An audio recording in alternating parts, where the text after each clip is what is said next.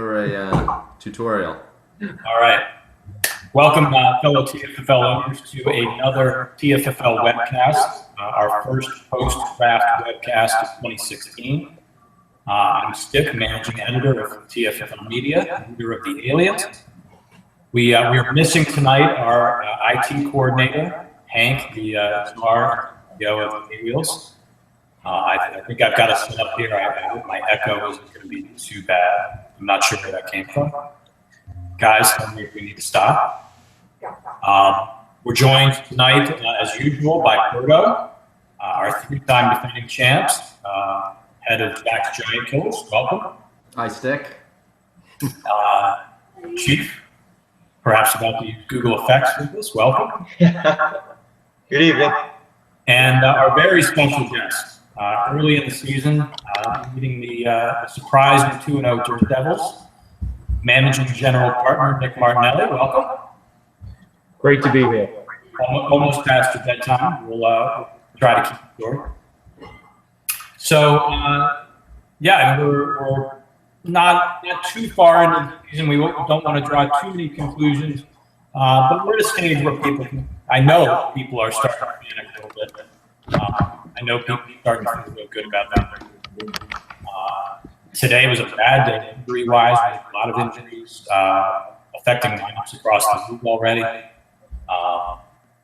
What was the new one I just saw? We had Amir Abdullah, Dante Moncrief.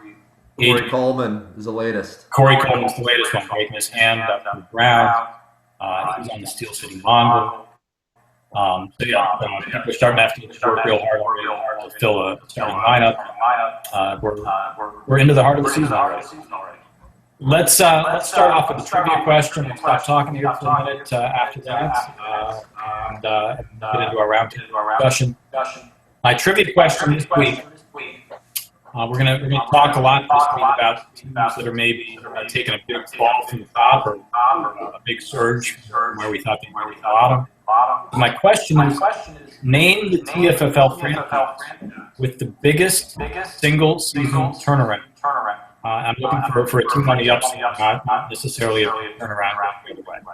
So the biggest single year improvement from the previous year. I'll give you the franchise. I'll tell you how big the turnaround was. Maybe they'll again set the bar for who's wondering how big a move they can make in 2016. All right, write down your answer. We'll give you the correct response later in the show. Chief, I believe you're suddenly, or maybe it's Phil, is keeping score of our trivia answers throughout the year. Is this include some of the dead ball era teams, such as the Fugitive Five? I will give you a clue that the correct answer is a current TFFL franchise. A current TFFL franchise? Yeah. Okay, thank you. Although the turnaround we're going to discuss it for long ago. All right, so lots to talk about. We're going to talk a lot about a couple of the teams on our panel here tonight. Let's first do a quick draft recap. Again, it's our first webcast after the draft. What I'd like to do is talk about 3 or 4 things, pick them off for you. You jump in and tell me which ones you want to talk about, or if anything else really jumped out at you in this draft that's worth discussing. Some of the things at the top of the draft that I thought were interesting, Jeremy Macklin going number 3 overall to the Boba Fett, that already kept 4 wide receivers. Josh Doxson going number 8 overall to the Senators, I thought was a surprise and a read. The Devils, Nick, I'd like to hear from you, passing on Sterling Shepard, even though they're clearly making a lot of investments in rookie receivers. For whatever reason, and I'm not criticizing it, Sterling Shepard was not at the top of their list. And that was a surprise. And then I think the big news of the draft that we're seeing play out already in the season is the run on QBs, where that has left a team like Jack's Giant Killers, taking the 4th or 5th quarterback in the draft, very obviously needed a top one of their choosing. So take it from there. Which of those topics would you run with? What other draft topics do you have? So I'll go off a little bit of topic here. I think I've panned the AMPAC 2015 draft several times on various webcasts, and I was looking back on his draft, and beyond. I mean, the way it's playing out right now, he made some good picks, and it's definitely vastly improved from his 2015 draft. John Brown in the first round, okay, fine, but then you look, and again, he had a lot of picks too, so we can't forget about that. But certainly Charles Sims is going to pay some dividends right now. Willie Snead at the 24th pick. He got, what was the next one here? Jarek McKinnon at the 25th pick. Andy Dalton at 37 as his backup quarterback. That's solid. Charles Sims. Yep, Charles Sims I mentioned. So it was a good draft. So that was one thing. So certainly kudos to Ralph. The other thing, too, I was looking at the Sponge draft, and I think Chief did, again, the way things are playing out right now, Chief seemed to have an awesome draft, too. There weren't any wasted picks. And even a guy like Dwayne Washington, I think, and Chief, correct me if I'm wrong here, I'll have to look, but the 9th round, maybe? Yes. 5th round. I'm sorry, 5th round. But that was a good pick. I don't think he was probably on a lot of people's boards. So that was a nice pick. I think. Yeah, Martellus Bennett. I also think Kenneth Dixon. I think Chief, was smart. I think that could be the rookie running back who comes out of there. That's that's going to be successful in that mess of Baltimore. A lot of good things we hear about him. So, Tajay Sharp in the 3rd round. He's looking really good. No, that was Beavers. Anyway, I think you look up and down, and the Sponge again at this point appeared to have a great draft. We'll see how it plays out, but that's first impressions. Well, I appreciate that because I'm not sure I had a great draft. I am 0-2. It seems like I got a lot of young guys where maybe I could have taken a established veteran who might be helping me right now. However, outside of really Kenneth Dixon, the other guys who I took, young guys, happened to be the top guys on my board. But Tajay Sharp was the best receiver on my board at the time, regardless of experience. And I think there was 1 or 2 other times. Jonathan Williams, I was going to take if the Bills' backup. He excites me more than Mike Gillisley or Reggie Bush. I wish there was something we could do about this feedback since we caught him. I guess we'll hope for the best on the playback. Draft. Yeah, you mentioned Boba Fett. Rob said he was going to take the best player on his board. He ended up doing that. It is interesting seeing how he needed running backs to play immediately. But, held off until, I guess, Travis Kelce in the 2nd round and whatever he picked up. I think he got Danny Woodhead, right? Yeah, the 3rd round. So that was a little bit surprising, but there's something to be said by taking a top-rated player and not reaching. I echo Berto's thoughts on the impact. I thought they had a really solid draft, or at least everything's just broken right for them right now, which of course Rafa takes credit for because he foresaw these things happening. And to an extent, he's right.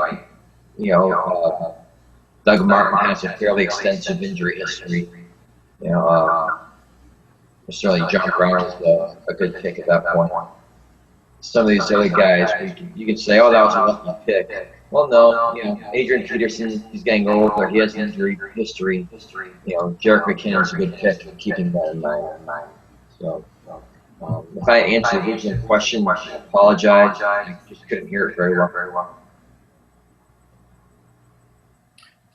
All right, let's move on. Let's focus on a couple of the teams on our panel here tonight.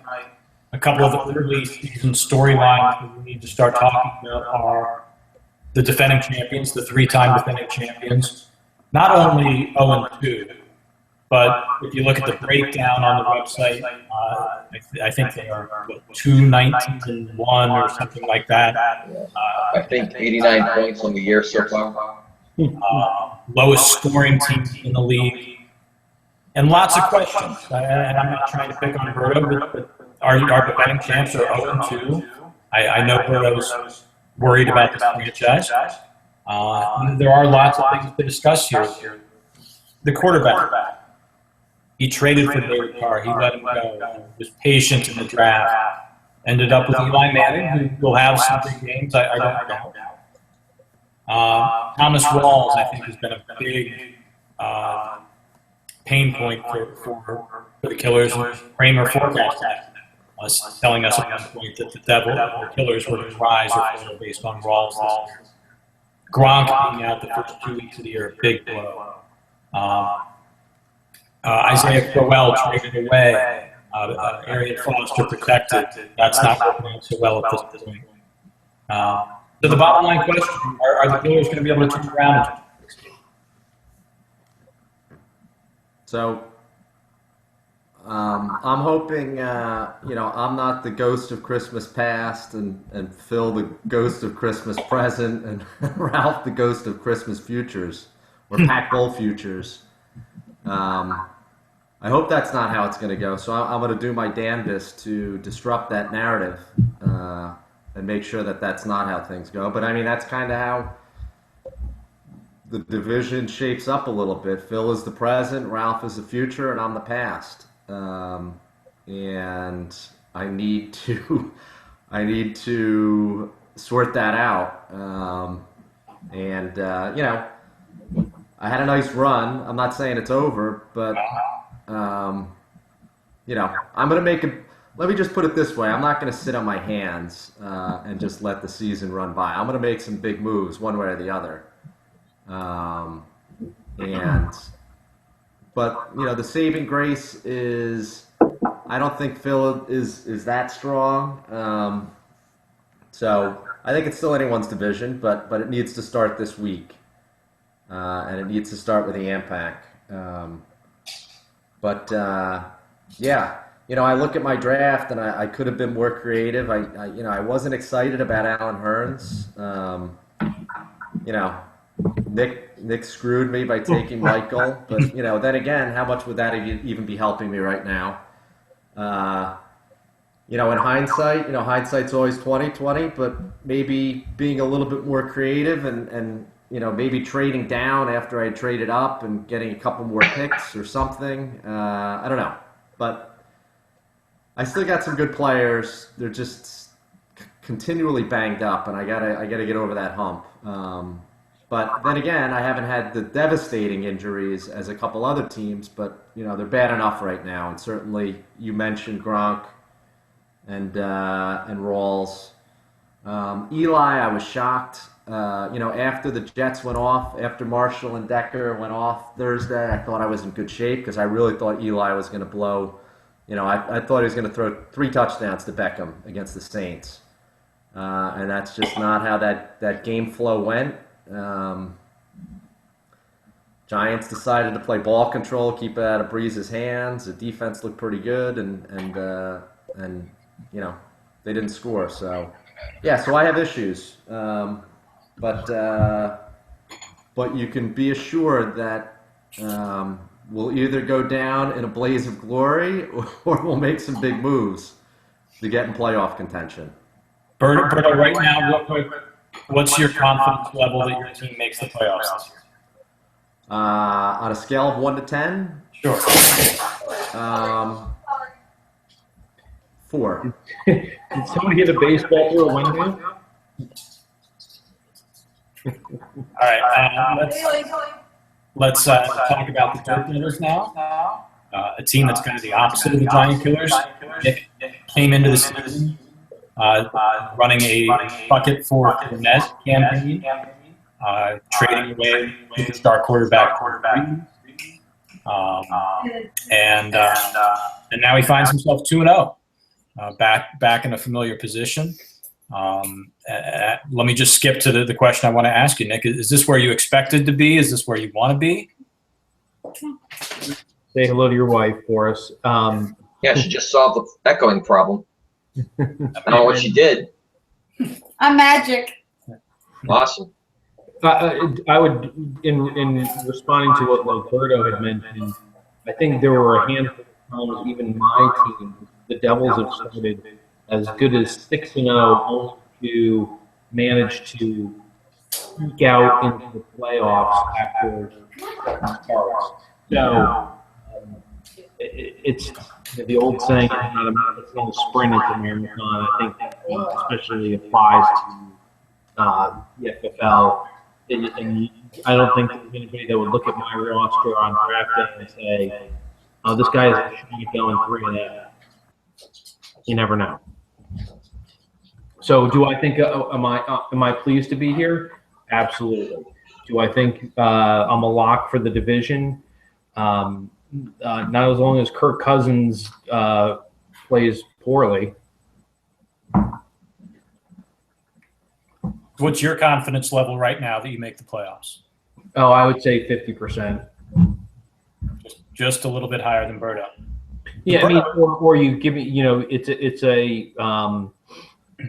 I think with the two teams that I have in my division, the Mongol, I could probably argue maybe like 33% based on the fact that I got a 1-3 shot at, making that division, title.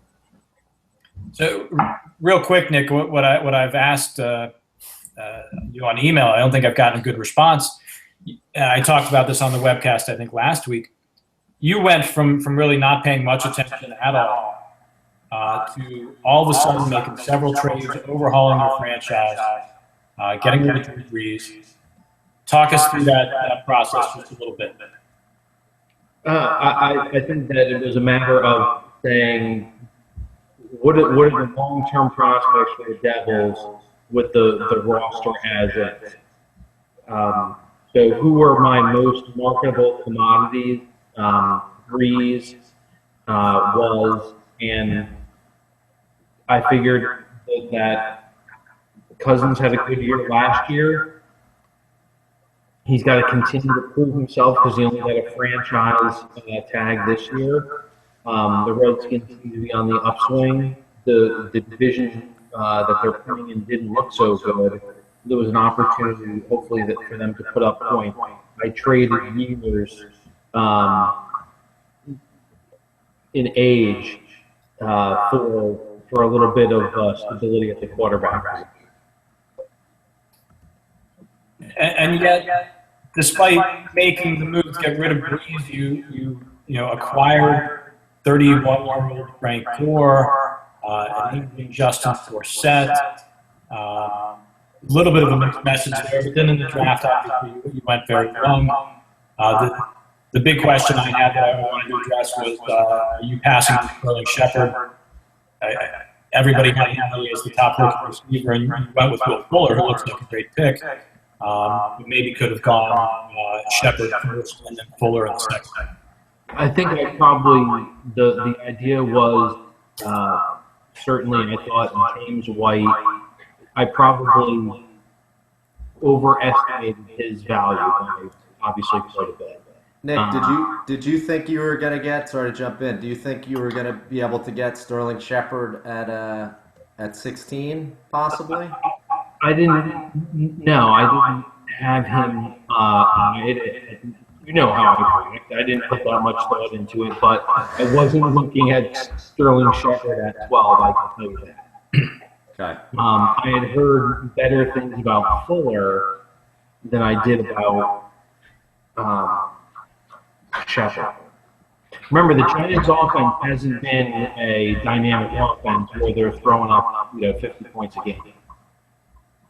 I thought maybe you were contemplating being able to get Shepard at 16 because he went at 14. That maybe he would last, and then you wound up taking another rookie wide receiver. Yeah. Wade. I wish I could say that I had put that much time into it, but I haven't. Okay. All right. Fair enough. I'll stop probing then. Hey, Berto, try muting your microphone when you're not on air. I wonder. Yeah, see that? Isn't that our solution right there? All right. That sounds good. Yeah. Okay, so let's move on and talk about one other franchise that's not on our. This is like that. What ESPN show is that now? They mute the guys, or might not be on anymore. For around the horn. Berto's out. Berto can unmute himself when he needs to talk, but yeah, this is much better. Woody Page.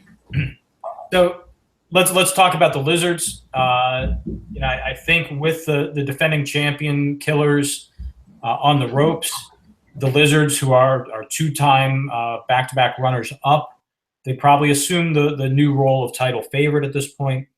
They just lived up to it with a big Week 2 win against the Hams. But what I want to talk about is their running backs. The injury to Adrian Peterson is a huge blow for this franchise because right now it's Duke Johnson is really the number one running back here.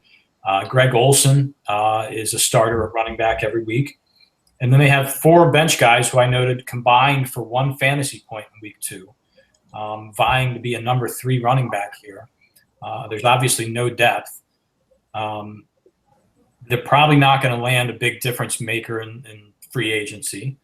Can the Lizards, even with a great quarterback, great receivers, can they survive without Adrian Peterson? Sure. Can they win the title without Adrian Peterson? Sure. Like I said, they might not get a great player in free agency or the IR pick. The third part of that is trades. Yep. They have the assets to make a trade. They have an extra number 1 pick next year. They have some other players with value. I think they could easily trade one of their very good receivers to pick up a good running back. Like a Frank Gore. I think they'll be very proactive to make a move. They know right now they have to win. They've been knocking the door long enough. They know their time's now. Whether they're the best team or not, I don't know. But I think by the time Week 4 games roll around, they'll look like a better team than they do right now. And if they can turn that extra first rounder that you mentioned that they got from you, correct, into a stud running back, then that trade actually suddenly looks a lot better. Because I'm not sure if they end up holding on to that pick that they'll necessarily get an immediate stud. But yeah, they could really use that and maybe patch up that hole. All right, so I think that's it. I'm glad we solved our echo problem here toward the end, but we know what to do next time. But let me get you the trivia answer, and then I'm going to turn it over to Chief for any rant that we may have or reminders for ourselves. So the trivia question this week, as we talk about like making a surprising job, we talk about Berto and the Giant Killers tumbling down. What is the biggest single season turnaround? One season to the next, most improved team. How many games? What franchise? I got the Lizards. Nick, do you have any guess? Chief says the Hams. Nick is ignoring it. Nick is muted. I don't think he realizes. Nick, you're on mute. No, I realized that. I started to see messages pop up. How do you respond to this? You could write it down. Can I just say it? Yes. I would say that it's going to be the Slippery Beavers. I was worried there that Nick didn't understand the trivia work. Okay, you're all wrong. The correct answer this week is Boba Fett. might be their first time being corrected to a trivia question. They were 3-9-1 in 1999. They finished 10-3 in 2000, a 6.5 game improvement. The biggest single season jump by any team. What Los Angeles Rams did they have on their team that year? I see where you're going. Right? The Rams sucked in 99, but in 2000, they made the biggest jump in the NFL by record, I believe. I'm not quite sure if he had any Rams, but and I'm not sure I could have a way to dig up his roster from 2000. Might be able to look at a draft sheet and see who he drafted. It's not in He the didn't have archives? Falk, he didn't have Foltz, he didn't have Warner, so he didn't have anyone really important. So Rob, there you go. Why don't you enlighten us who was on the board with Fats back in 2000? All right, Chief Commissioner Rams, reminder. Saying come on tonight. It looks like Richie is the bill collector, or at least the tax assessor for draft weekend. So I thank him for that service, because really nobody wanted to do it, especially our treasurer. Yeah. Um, What happened to our treasurer doing this? Apparently it's not a function of the treasurer when he's not there. Regardless, Richie has stepped up. So if anyone has any receipts outstanding, certainly the guys who did the grocery shopping, I think Richie paid a little bit out of pocket too. So once we get that, we will. I think the group would agree that in addition to feeling like crap and then missing the draft, and then read it on Monday and Tuesday with emails with receipts. That was rubbing a little salt in the wounds. While being told it was the best draft weekend ever, was so my initial reaction might have been a little bit testy. Nick, And as I did say, I wasn't there, so I couldn't, how could I be an intelligent judge from the bar? It would have given you the opportunity to participate more fully in the draft weekend. I'm just glad you're alive, Nick. Just to get back on point, once that bill gets distributed, please pay promptly. I think we are going to settle next year's draft weekend, perhaps even before this season ends, whether we go back to Myrtle Beach or North Thompson Island, or I think someone's kicking around Denver, or somewhere else, wherever it is. I think we're going to try to move a little bit earlier, lock in a nice price on a better house. There's nothing wrong with the house we had this year. But it certainly wasn't one of our better ones. It worked for us. Yep. Thank you. That's all I have, Stick. Hey, Stick, I had one thing. I just wanted to commend the commissioner on the, at least the last 2 weeks, the commissioner reports have been stellar. So 5-star. Great picks, great write-ups. You guys are easy to please. Like the FAIR pictures, excellent work all around. Agreed. A lot of what we talked about here tonight is jumping off from what we saw in the commissioner's report. So I've enjoyed reading them. Keep it up, Chief. All right, Nick, thank you very much for joining us. And thanks as always to Berto and Chief on the panel. I will hope to be able to figure out how to send out this link to the league. We'll welcome Hank back as our IT coordinator next week, and Berto will work on your echo here. Hopefully this will come out okay for the league. Best of luck to everybody in Week 3 action. Again, lots of injuries forcing us all to get to work extra hard and extra early this year. good luck to everybody making it through your injuries, through your bye week coming up. Lots more to talk about next week. We'll Lost our leader. take care. All right, guys.